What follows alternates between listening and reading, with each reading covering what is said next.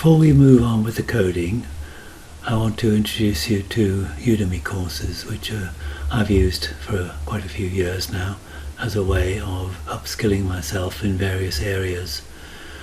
One of the advantages of Udemy is that they're relatively cheap. So for $10 you can get quite a reasonable course. And this one is on MonoGame. I've used this one to get to grips with MonoGame, and what I've found is that he explains it very well, including some of the C# concepts you may not be familiar with. Those are explained in detail, and he explains how to produce a game in good detail. However, his choice of names is poor in places, and also he's not following the single responsibility principle, so I'd want to restructure a lot of his code. But if I just show you into this, you can see if I go to my course. So we're now looking at, he's going to use some open source code from GitHub for a camera view, and if you look up here you can see how well broken down the videos are. So he starts in section 1 right from the beginning, show you how to install MonoGame and how to create projects on GitHub, and then in programming he looks at arithmetic, data types, methods and so on. We've got 3 games, a shooting gallery, and then some more programming concepts to do with loops and arrays and so on. A second game which is asteroids, and this third game which is an RPG, which is the one I'm using at the moment. And you can see they're broken down into short chunks, 4 minutes sometimes, 10-15 minutes at most, so it's easy to find things, and you get resources, so you put everything there to set up a simple game. If I just show you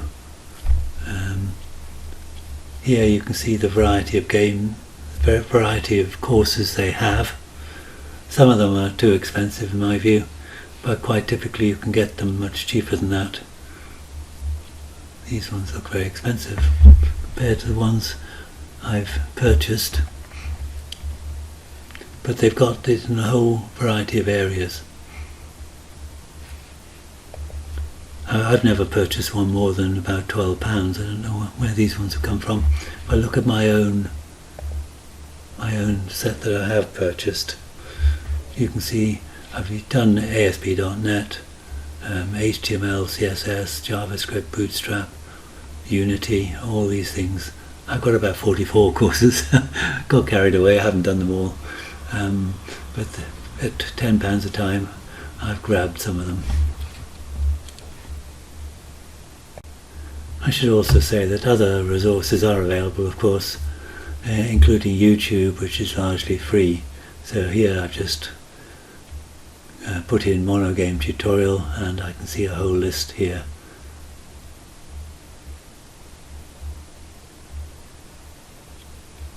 So there's plenty on YouTube. I mean, when I started ASP.NET, for example, Microsoft made available Pluralsight. Unfortunately they've taken that off now, off their website, and you now have to purchase these, but these were extremely good, very professional, but unfortunately they're relatively expensive now. Where's the price? Okay, so you can see the price there, it's $24 a month. I mean, if you're going to make use of lots of courses, that might be worth it, but I find these kind of prices put me off. But there are lots of others, Udacity as well as Udemy and Pluralsight and all sorts of others, so bear those in mind. What I'm going to do now is to deviate away from that course's way of structuring the code into one which I learnt over 20 years ago when I followed the black art of Java games programming, which started very simply with the idea of a basic sprite and worked its way up to a whole load of different kinds of sprites, and I'd like to introduce this concept now to you. To me, a sprite is a movable, visible object that moves around the screen in graphics mode and does various things. And I think this is a clear example where inheritance is really useful. So I think I'm going to define this sprite as what I regard as a base for all other sprites. So one of the things you might have to do is to prevent the sprite moving outside of some kind of boundary. Otherwise it will wander off the screen and never to be seen again. So typically you're best to set a boundary to the movement of your sprites. You don't have to, but it's there if you want it. Now here we're using a rectangle which you haven't met before. And now a rectangle is a structure again like a vector 2D, and essentially it defines the position of the top left hand corner of a rectangle, the width and height of a rectangle. Again, you can go to the definition if you want more details. I haven't done that myself. Let's just quickly have a look. So yes, there we go. An x and a y, a width and a height. And you can initialize a rectangle with 2 points. 2D points have x and a y in them, or you can have an x and a y, a width and a height.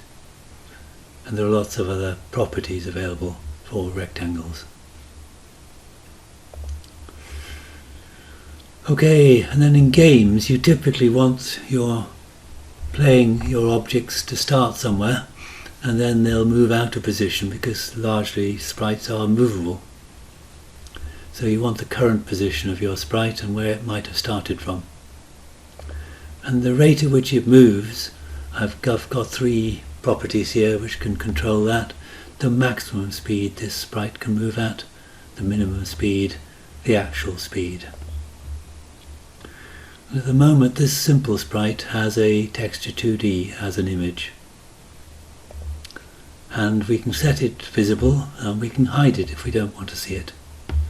And if it gets hit with a missile it might die. And if it dies it won't move around anymore and it may not be visible. So those are sort of the basic properties I think any sprite needs. Now here's a slightly different structure here. Because the width of the sprite depends on the width of the image, I've added these properties with just a get method, so you can't change it because it depends on the image, but you can get it. So you can get how wide the sprite currently is. At the moment I can't scale my sprites. I think I'm probably going to have a scalable sprite which can vary in size. I haven't done that yet. And then sprites have to know whether they've collided with something, otherwise a sprite will just go walking through a wall, for example. In order to determine whether one sprite has intersected with another sprite, it's the bounding box which will determine that, which is a rectangle. And essentially that's the rectangle which contains the image. And then typically when you're trying to move a sprite, you have to know how much time has elapsed since the last time you moved it. Typically it'd be 1/60th of a second. That's referred to as delta time, and it's a float. And then we've got a constructor which has a starting position, x and y. That sets the position and the start position. And I've just set arbitrary values for maximum and minimum speeds. Those can easily be changed. The actual speed is set to the minimum to start with, and the sprite is visible and alive to start with. This basic sprite doesn't have much in the way of methods. Sometimes you want to know what's the central position of a sprite, because typically its position is the top left hand corner of the image. But sometimes you want to know where its center is. So that's a position which will turn the position of the center of the sprite. And then you can reset your sprite back to its start position if you want. and this update doesn't do anything apart from work out how much time has changed since the last time this update method was called. Notice it's a virtual method. It's therefore overriding an update method. It's an update method. It's virtual, so it can be overridden, and it involves knowing the game time.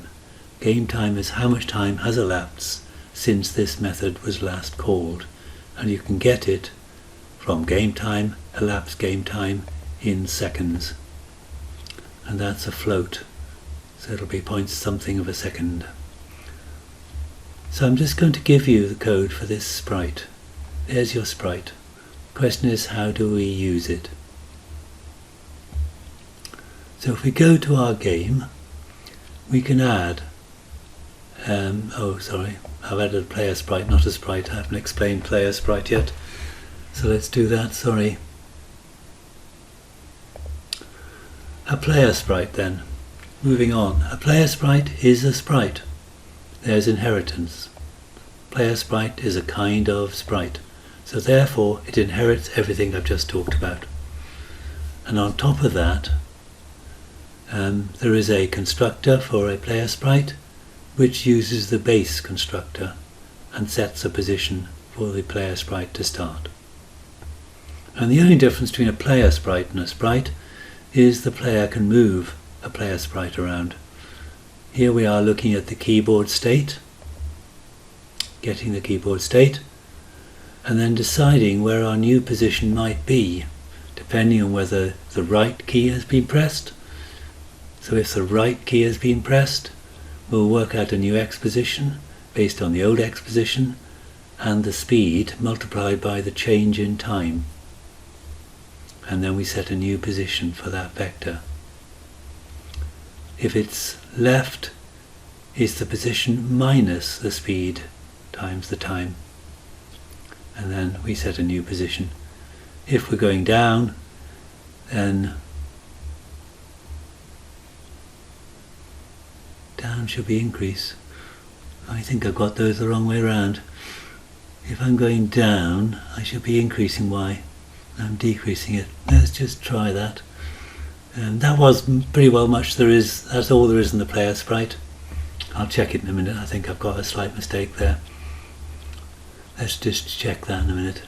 So in the game itself, I've added a player sprite there as a private sprite.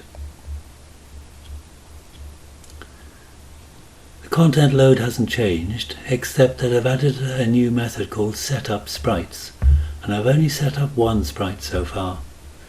That is the new player sprite called player. Set it at an arbitrary starting position, and then I passed the player image to the player sprite. There's an example of single responsibility. The game should not really know about images. Apart from loading them, it should pass them on to the sprites. The sprites should be responsible for its own image. So I'm giving the sprite its image. And then when the game's update is called, the player update is called. So every time the game is updated, the player is updated. Okay, we need to see the sprite, so in the draw method I've added a sprite batch.draw, and I'm drawing the player's image using the player's position, and actually I don't think I need white. I just tried yellow for a change. White will do, doesn't make much difference.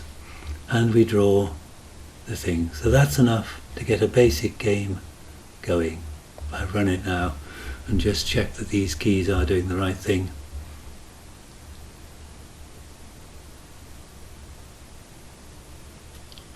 So there's the right key, there's the left key, there's the down key, it is working right, and there's the up key.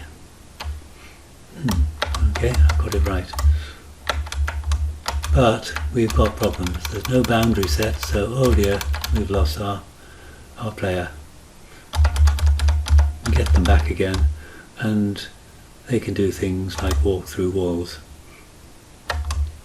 which isn't very game-like. But that's for the future. We've got a basic game running now with a sprite which moves around the screen and can be moved around the screen by the player.